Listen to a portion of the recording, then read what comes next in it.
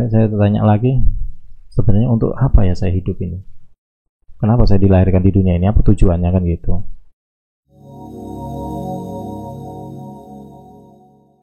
Assalamualaikum warahmatullahi wabarakatuh. Waalaikumsalam warahmatullahi wabarakatuh. Kembali lagi kita di IMP Podcast, Infinity Muslim Planner. Wah. Kali ini kita pengen ngobrol-ngobrol sama satu sosok yang luar biasa. Kenapa luar biasa? Karena beliau sudah mulai meninggalkan dunia hitam menuju dunia putih. Apa itu? Rambutnya. Tapi bukan itu yang spesial, karena beliau adalah salah satu pengusaha yang luar biasa, punya bisnis yang nanti kita bahas ya. Siapa dia? Beliau adalah Pak Muhammad Ali Ghafur. Betul Pak ya? Betul Mas. Luar biasa. Gimana kabarnya? Alhamdulillah sehat Mas Angga. Semoga Mas Angga selalu sehat dan sukses selalu. Tetap semangat hari ini? Semangat. Semangat. Nah, kalau mau tahu bisnis apa beliau, kita pengen ngobrol-ngobrol dulu sama beliau seputar bisnis dan perjalanannya, Pak Ali. Karena di IMP Podcast ini kita ngebahas sesuatu hal yang ada kaitannya sama tagline kita. Tagline kita adalah Think Big, Fighting Powerfully, dan Stay Taat. Nah, ini dia. Dan beliau pastinya mencerminkan hal itu semua. Nah, Pak Ali, ini bisnis yang ditekuni saat ini apa? Baik, terima kasih Mas Angga. Bismillahirrahmanirrahim. Saat ini saya menekuni bisnis di bidang besi tua. Besi tua. Oke. Jadi memang dari tahun 2006. Oh, berarti perjalanan sudah lebih 15 tahun ya? Ya, alhamdulillah sampai saat ini masih setia dengan besi tua ya. Dia nggak muda-muda itu besinya. Alhamdulillah. Istrinya aja yang. Wah, ini mulai nyenggol ini. Besi tua dari 2006. Bisnis pertama ini atau sebelumnya ada bisnis yang lain? Kalau dari kecil sih memang sudah biasa jualan. Oh, berarti sudah terlatih bisnis dari kecil ya, Pak ya? Karena bantu orang tua kan. Oh, bantu orang tua maksudnya? Bantu ibu saya karena ayah saya itu udah meninggal saat saya usia 10 tahun. 10 tahun, berarti 10 tahun sudah yatim ya? Ya, seperti itu. Akhirnya membantu orang tua mulai jualan. Ya. Jualan apa kalau masih ingat dulu? Saya pertama kali. Jualan pertama kali ya, SD itu jualan roti itu. Roti apa sih? Yang warnanya putih baru dimasak di oven ya. Seperti baru kita. Oh, itu ibu buat sendiri? Enggak, bukan. Itu punya orang. Oh, jual punya orang. Jual punya orang. Waktu itu saya ingat 500 kan 1000. Satu roti itu ya? Satu roti itu. Itu dijual di mana? Keliling di kampung saya di Karangrejo itu. Usia berapa ya? SD atau SMP itu waktu itu. SMP waktu itu. Luar biasa ya. Ya. Usia segitu udah jualan. Balikpapan loh ini. Iya. Nggak malu? Enggak lah. Enggak ya? Enggak. Luar biasa. Memang satu tuntutan hidup memang. Dituntut ya. Dituntut. Untuk ngebantu meringankan beban orang tua juga kan. Berarti Pak Ali anak paling tua? Ya. Saya anak pertama dari 5 bersaudara. Oh, luar biasa. Mengambil tanggung jawab meringankan beban orang tua. Betul. Luar biasa.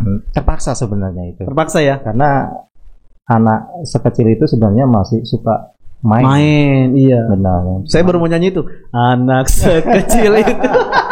Lagu Iwan Fals jadinya. Jadi memang karena terpaksa juga kasihan juga sama ibu kan. Karena ibu bayangin aja dari selesai sholat subuh itu ibu sudah pergi ke pasar. Oke. Pergi ke pasar itu maksudnya untuk jualan, dagang. Ibu jualan. Karena untuk memenuhi kebutuhan anak-anaknya. Dan saya kebetulan yang paling tua waktu itu usia 10 tahun kan. Waktu ditinggal ayah meninggal itu. Ibu gimana caranya supaya anak-anak ini tetap survive hidup dan bisa sekolah, bisa pendidikan yang layak ya, seperti itu. Makanya ibu saya begitu meninggal itu bagaimana caranya, akhirnya dia berinisiatif dagang. Dagang itu ya itu tadi jual sayur. Jadi pergi dari jam 5 subuh pulang jam 10 malam. Wow. Ya. Setiap hari? Setiap hari. Kecuali mungkin hari Minggu, itu pun kalau dirasa sudah cukup mungkin uangnya dalam 1-2 hari lah. baru dia bisa. Itu dialami sekian lama? Sampai saya lulus SMA itu kelihatannya. Luar biasa. Ini di awal-awal udah keren banget ya. Ngomongin kisah perjuangan ketika masih kecil udah mulai jualan. Dan saat itu apa yang dirasain Pak Ali? Ketika jualan roti pertama kali keliling. Sedih. Kenapa? Karena rotinya itu waktu itu enggak laku pertama kali itu ya. Oh gitu ya. Sampai saya pulang itu saya nangis. Malam waktu ibu pulang, saya ngadukan rotinya nggak laku. Iya. Saya bilang gitu, oh sudah sabar kata dia kan. Ya namanya jualan ya begitu itu. Tapi itu inisiatif sendiri atau memang ibu yang minta? Inisiatif sendiri. Inisiatif sendiri ya. Karena ada beberapa anak juga di kampung saya itu jualan juga. Oke, jadi ada yang lain juga lah ya, paling enggak ya yang bisa dijadikan contoh lah ya. Betul. Oke. Seperti itu. Berapa lama jualan roti itu? Sebentar aja itu. Sebentar aja ya. Habis itu jual yang lain. Habis itu ganti jual apa? Jual TV, jual lemari, jual isi rumah jadinya. Habis itu enggak. Habis itu saya enggak itu pertama kali saya jualan kan. Oke. Habis itu ya sudah, ibu aja yang ibu cari, fokus cari nafkah. Karena saya ternyata karena masih muda, terlalu muda sekali. Jiwanya masih terlalu belum stabil lah. Belum stabil ya. Itu. Jadi begitu kena ndak laku aja sudah baper ya. Baper.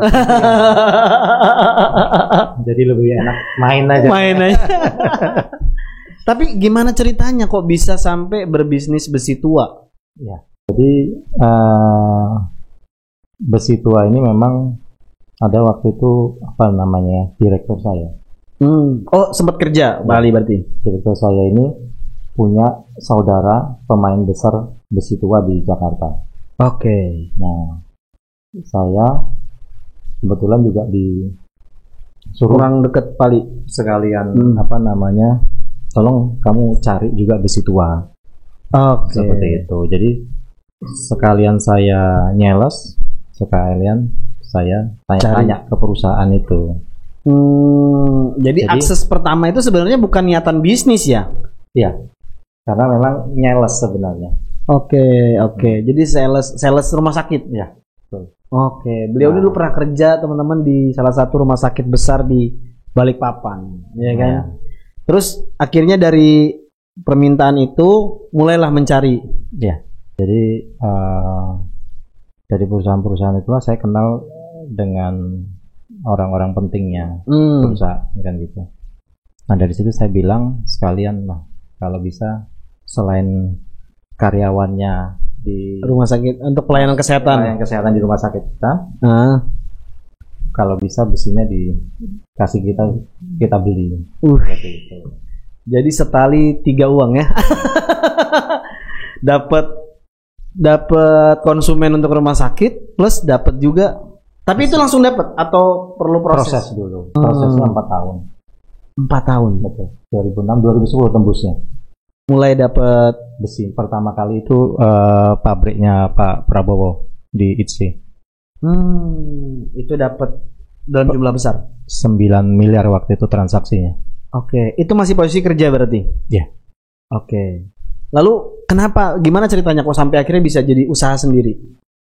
Ya semakin lama semakin stabil.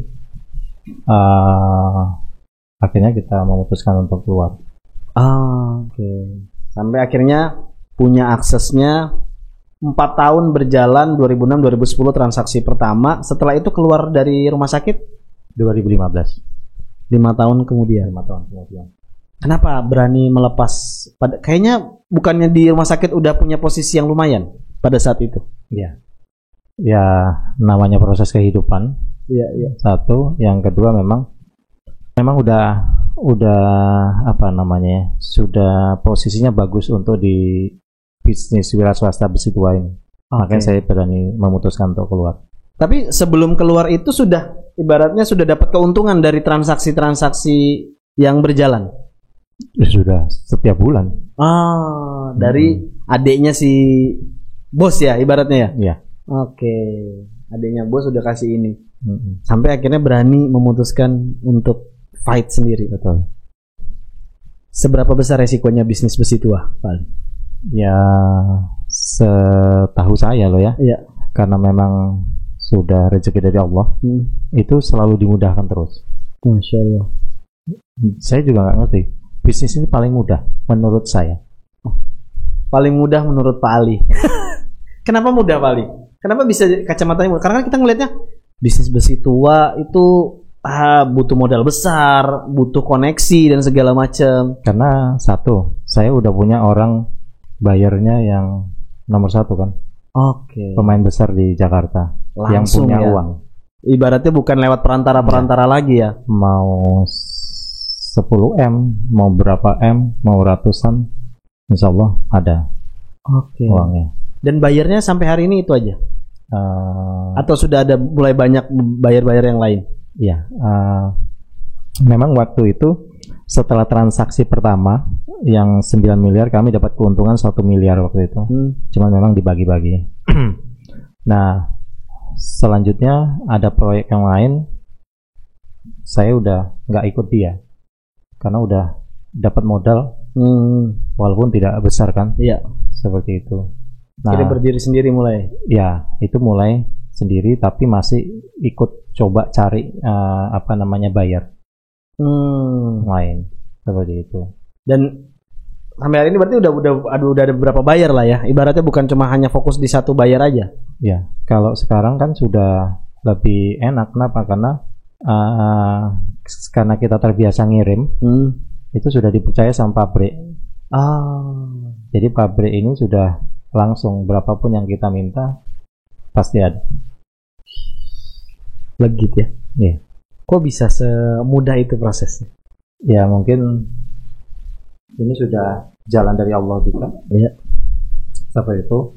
Dan setiap dulu itu ya, saya pasti berdoa juga sama Allah, ya Allah, bagaimana caranya saya bisa seperti orang-orang ini. Saya setiap sholat saya selalu begitu. Saya minta ya Allah. Orang-orang ini tuh yang dimaksud siapa? Itu bos-bos besar ini. Oke. Bos besi maksudnya. Bos besi ya, iya. Karena udah lihat role modelnya di situ ya. Akhirnya ya diijabah sama Allah gitu. Lewat doa-doa tadi. Tapi ada satu yang pasti saya jadi masih penasaran ya. Maksudnya kayak siapa sih yang nggak pengen jadi, maksudnya pengen jadi orang sukses atau pengen punya pencapaian soalan harta gitu ya. Artinya apalagi di sistem yang sekarang gitu kan, orang itu berlomba-lomba gitu pengen kayak, artinya dimudahkan oleh Allah dengan perjalanan tadi. Kayaknya saya lihat ya Allah, maksudnya segitu nikmat ya, maksudnya nggak yang nikmat banget, nggak yang harus berdarah-darah dalam bisnis. Ibaratnya kan kalau orang kan biasanya kan bangun bisnis berdarah-darah dulu, jatuh bangun dulu dan segala macam. Tapi emang ada nggak sih sisi jatuh bangunnya juga di bisnis yang dijalanin ini, Bali? Setahu saya nggak ada kalau besi tua loh ya. Tapi bisnis yang lain ya. Oke. Saya coba waktu itu dengan modal saya bangun klinik. Oh, sempat bisnis yang lain juga ya? Oke. Tapi bisnis pertama besi tua ya, yang sampai saat ini masih bertahan. Iya. Oh, berarti pernah bangun bisnis yang lain lagi? Ya, klinik waktu itu. Oke. Ternyata cuma berjalan 1 tahun. Apa tantangannya pada saat itu di bisnis klinik? Satu, karena terlalu buru-buru. Oke. Ya kan? Karena merasa pede, kita orang rumah sakit. Itu dibangun pada saat usaha besi tua sudah jalan terus. Usaha tetap jalan itu. Sehingga kita pengen juga ada usaha lain kan gitu. Iya. Nah, karena pernah punya basic rumah sakit, akhirnya memilih bisnis klinik. Betul. Oke. Akhirnya kita buka lah klinik itu dengan 5 orang. Kerjasama berarti? Kerjasama. Oke. Nah, seperti itu. Tapi ternyata perkiraan kita itu salah. Kenapa? Yang bukan salah, saya nggak tahu sih sebenarnya. Iya. Cuman setelah disadarinya setelah bubar. Bubar itu tadi kan. Itu juga modalnya hampir 1 miliar itu. Untuk bangun klinik itu ya. Oke. Dan ya cuma berjalan setahun aja. Habis itu kita pikir wah sudah nggak bisa ini. Kenapa? Karena waktu itu pertama kali BPJS mungkin. Jadi pasien itu kalau di Penajam ternyata satu mereka itu gratis, ya kan? Dari pemerintah setempat kabupaten, pemerintah kabupaten. Yang kedua, pertama kali juga itu BPJS diberlakukan, sehingga kapitasinya itu kecil kalau rawat jalan. Nah waktu itu enggak nutup lah, karena satu pasien hanya dibayar 10.000 BPJS ya. Jadi kami tiap bulan mesti mengeluarkan 50 juta untuk operasional karyawan, genset, air dan lain-lain. Jadi akhirnya memutuskan untuk ditutup. Ya, setelah bertahan 1 tahun. Kerugian berapa nilainya? Itu 1M itu. 1M itu. Bukan ada tambahan lagi di perjalanan 1 tahun itu? Enggak ya. Itu aja. Terus sempat ya, tapi untungnya besi tua walaupun agak turun tapi tetap stabil lah. Artinya tidak tidak signifikan lah ya. Ya. Kalau besi tua enggak pakai nggak pakai musiman ya. Nggak kenal musim lebaran, tahun baru ya. Pokoknya besi tua tetap menjadi idola ya. Alhamdulillah. Alhamdulillah. Tapi memang mungkin di situ rezekinya kali yang Allah sudah tentukan juga atau gimana. Tapi kira-kira nih Pak Ali, ada hubungannya nggak sih sama sesuatu hal yang lain gitu ya? Maksudnya kayaknya kan kalau kita lihat kan secara sunatullahnya bisnis itu pasti akan ada sisi perjuangannya dan segala macam. Dan saya yakin juga nih nggak mungkin Pak Ali hanya sekedar berdoa ingin menjadi seperti orang-orang atau bos-bos yang dilihat. Pasti punya sesuatu hal yang menjadi alasan kenapa pengen jadi seperti itu. Artinya ada keinginan kenapa sih harus pengen jadi bos gitu pada saat itu. Ada nggak yang melatar belakangi apakah terkait keluarga mungkin atau mungkin terkait adik-adik mungkin yang pada saat itu kan pasti Pak Ali namanya anak pertama kan ya. Betul. Pasti kan tanggung jawab itu ada salah satunya di pundaknya Pak Ali itu. Betul. Pada saat itu saya nggak pernah berpikir itu sebenarnya. Dari awal waktu saya lulus SMA itu saya kerja juga, itu sempat jadi kuli bangunan. Waktu itu juga bertahan setahun sampai saya ke Sumbawa. Luar biasa ya. Taliwang kan, desa Taliwang namanya, saya lupa itu sama juga saya nguli itu waktu itu. Nguli ya. Tapi saya pikir kok kerja begini ya. Ini bukan passion saya ini. Akhirnya saya memutuskan saya pulang.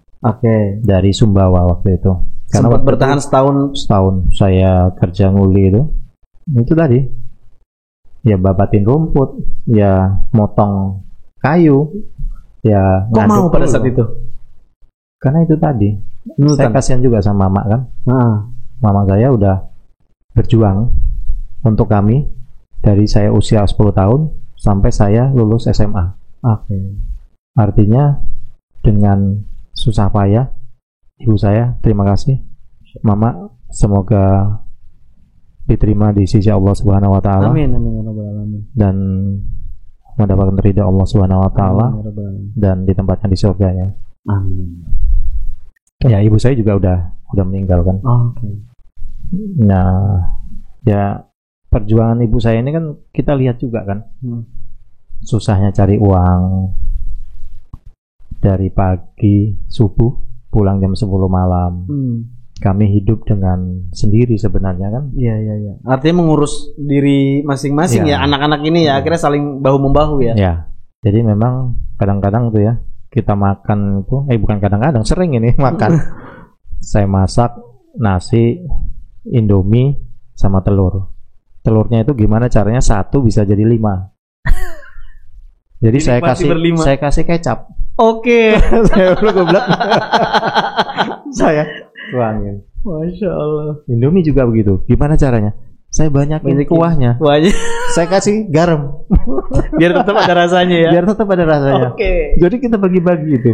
Dan itu ternyata nilai kebersamaannya itu sampai sekarang kita erat sekali. Saya adik saya yang kedua ini polisi. Yang ketiga di Buma, PT Buma. Yang keempat di anak perusahaan Pertamina, Patra Jasa. Yang kelima itu gabung sama saya di Pesituan. Luar biasa. Berarti kalau saya mau ini berarti buah dari perjuangan ibu saya. Ibu. Betul. Dan satu hal, ya mungkin karena rezekinya yang halal mungkin ya. Ibu menjaga kehalalan rezeki yang diberikan ke anaknya. Ya, sehingga anaknya bisa seperti ini. Terima kasih, Mak. Terima kasih Allah. Luar biasa ini. Ini berarti memang begitu besarnya ya pengorbanan ibu yang sampai dari pagi sampai malam. Betul. Hanya ingin memberikan sesuatu yang terbaik buat anaknya. Betul. Dan satu hal, bilang ibu, jangan pernah minta-minta. Masya Allah. Bayangin. Mentalnya dibentuk di situ. Dan kami tidak pernah minta-minta ke orang. Walaupun kami hidup waktu itu ya seadanya. Tapi kami tidak boleh meminta-minta. Harga dirinya terjaga. Ya. Masya Allah, luar biasa. Ini kayaknya ya yang kita cari-cari dari tadi. Kok perjalanannya begitu luar biasa?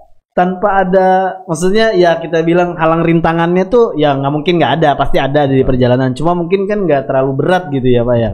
Sampai mungkin juga loh ya. Sebenarnya buah dari keikhlasan yang mungkin loh ya. Ini mungkin saya juga nggak tahu ya. Saya karena dulu itu setelah saya kerja saya juga bantu adik-adik. Oke. Artinya dari rezeki yang saya terima di kerjaan saya, ya saya bantu untuk adik-adik saya. Walaupun tidak seberapa, banyak kan saya masih pada saat itu adik-adik juga ada yang masih sekolah juga ya? Iya, sekolah semua kan. Oke. Makanya yang pertama kan saya, yang kedua alhamdulillah begitu lulus STM langsung keterima polisi. Itu pun berkat ibu, karena ibu punya kalau dulu bilang majikan ya, majikannya itu kebetulan perwira polisi. Jadi dia berpikir aku bantuin mereka supaya anakku nanti bisa jadi polisi juga. Ternyata betul. Itu pun tanpa uang loh ya. Betul-betul masuk. Betul-betul masuk dengan mudah itu ya. Dengan mudah. Luar biasa. Luar biasa ibu saya. Menurut saya loh ya. Karena keren, benar. Saya nggak bisa mungkin itu memang luar biasa ibu sekali. Dengan 5 anak. Alhamdulillah anaknya semuanya berhasil. Yang ketiga itu sampai kuliah di Poltek. Balikpapan waktu itu. Yang keempat juga sampai sarjana juga, sarjana hukum di Uniba. Semakin ke bawah semakin lebih ini lagi ya. Jadi itu salah satunya ada peran dari Pak Ali juga di situ kepada adik-adik juga ya. Ya karena tadi itulah kita kasihan juga sama ibu, pengen gimana caranya supaya meringankan beban ibu kan. Akhirnya saya juga bantu, tapi bantunya itu memang mungkin ikhlas. Ya. Karena ya melihat tadi itu kekurangan yang kita lakukan, kebersamaan yang kita lalui bersama selama puluhan tahun ya. Sampai kita besar. Nah ini fighting powerfully-nya beliau. Ternyata fighting powerfully-nya bukan di bisnis, tapi sebelum berbisnis itu udah terbentuk sekali. Ada nggak satu nilai yang maksudnya kan kondisi hari ini udah beda banget nih Pak Ali. Artinya kalau dulu serba terbatas, serba kekurangan misalnya, hari ini serba berlebih nih. Amin, alhamdulillah. Ada nggak yang maksudnya yang masih tetap terjaga nilai dari yang dulu sampai hari ini? Sekalipun kondisi udah berubah tetap terjaga. Ya nilai kejujuran itu tadi tetap terjaga lah sampai hari ini ya. Sampai hari ini. Jadi itu termasuk di adik-adik. Betul. Luar biasa. Dan ini sampai hari ini masih erat ya. Sampai hari ini walaupun semua sudah menikah loh ya. Iya. Kami masih akrab. Dan semua di Balikpapan. Iya di Balikpapan. Masih itu yang mahal tuh. Itu yang mahal karena kan biasanya kalau udah rumah tangga saudara-saudara biasanya itu udah ya udah masing-masing deh tuh ya kan. Masing-masing. Oke, nih kita udah ngobrolin itu, tapi saya pengen ngomongin nih tentang dari sudut pandang tentang berbisnis taat syariat.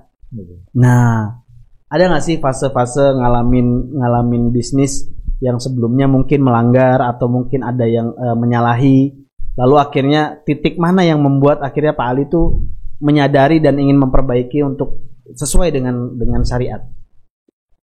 Kalau bicara itu kelihatannya sudah sebenarnya taat aja. Dari ini ya, dari awal berjalan ya. Karena memang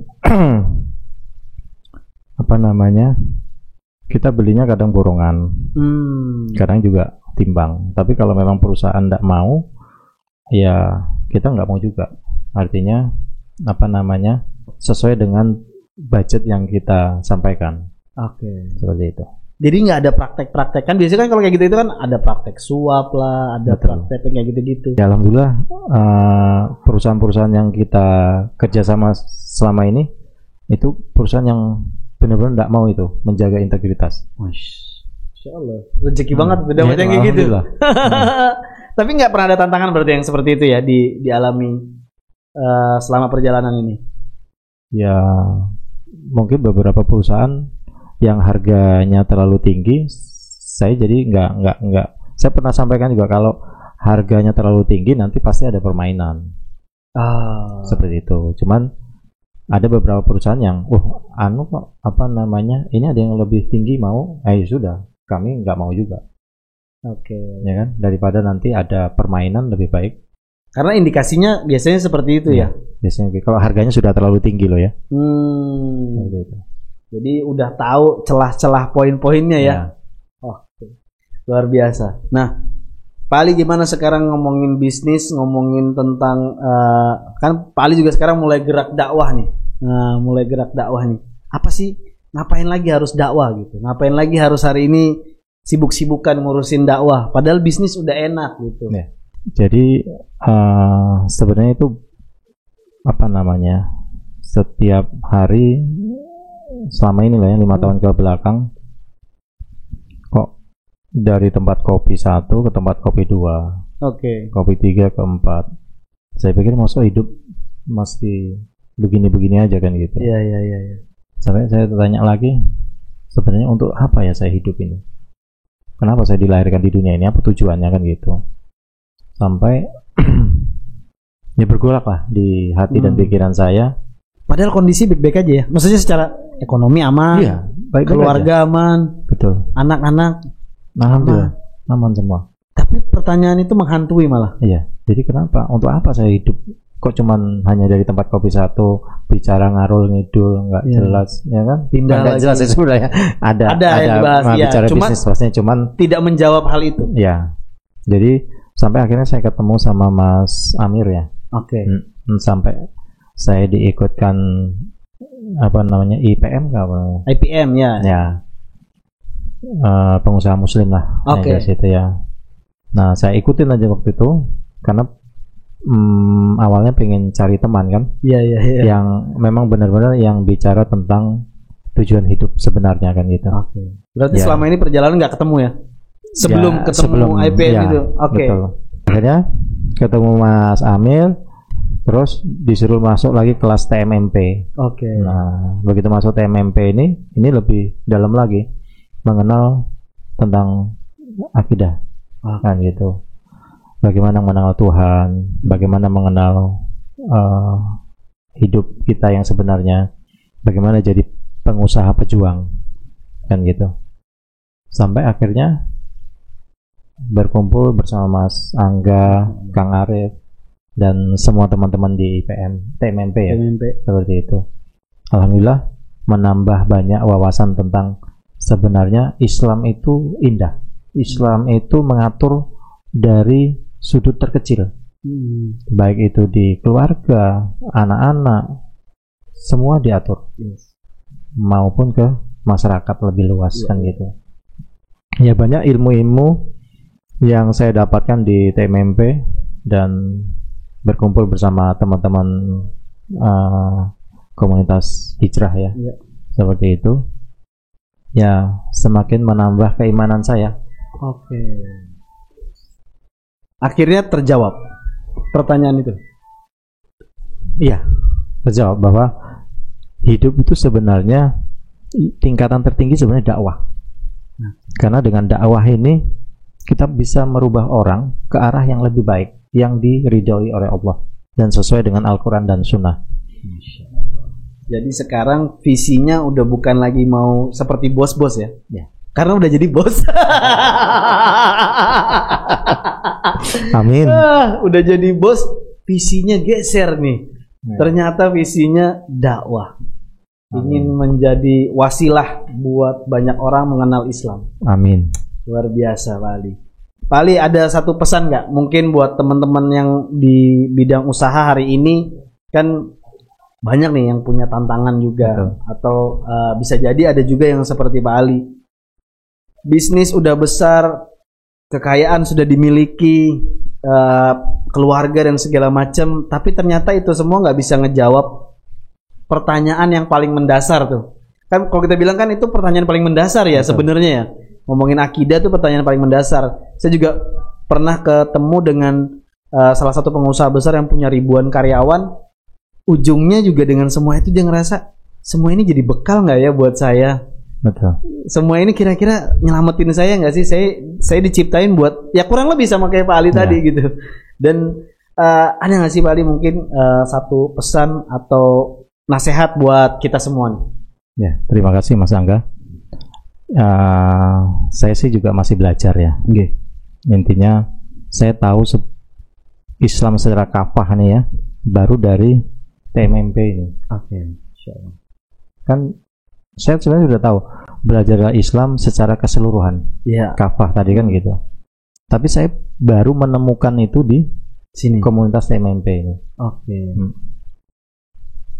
Jadi saya juga berusaha untuk memperbaiki diri saya, mengupgrade ilmu supaya kedepannya hidup saya ini yang benar-benar diridhoi oleh Allah, kan begitu. Dan semoga bisa bermanfaat juga bagi umat. Masya Allah. Seperti itu. Luar biasa. Jadi sekarang saya pun masih belajar terus ini Mas. Luar biasa. Gitu. Bukan berarti saya sudah hebat ya tentang enggak. Saya jauh ilmunya, masih sedikit lah kurang. Saya baru bergabung 1 tahun ya ini ya. 1 tahun ya. 1 tahun. Kok mau Pak belajar? Kan udah punya semua. Ya karena saya nggak tahu juga, karena di pikiran saya itu saya mencari Tuhan kan gitu. Apa sebenarnya kan gitu tujuan saya ini hidup di dunia. Dan hari mau ini kemana nanti setelah saya mati kan gitu.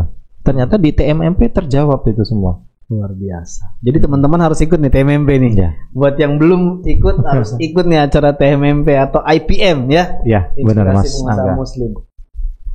Luar biasa nih. Ini saya masih terkesima dengan kisah ibunya Pak Ali. Ya.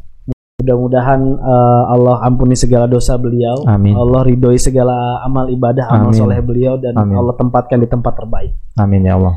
Ya teman-teman semuanya, bisa jadi salah satu kunci kemudahan buat kita, salah satu kunci kesuksesan kita dalam berbisnis atau dalam beraktivitas, nggak semata-mata bukan karena kecerdasan kita dalam mengelola, kecerdasan kita itu marketing dan segala macam, tapi ada hal yang lebih mendasar juga, apa?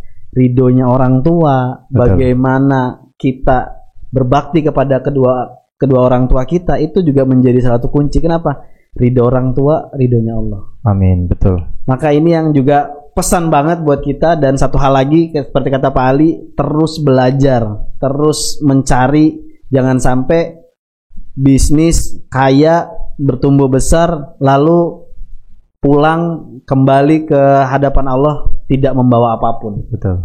Sia-sia.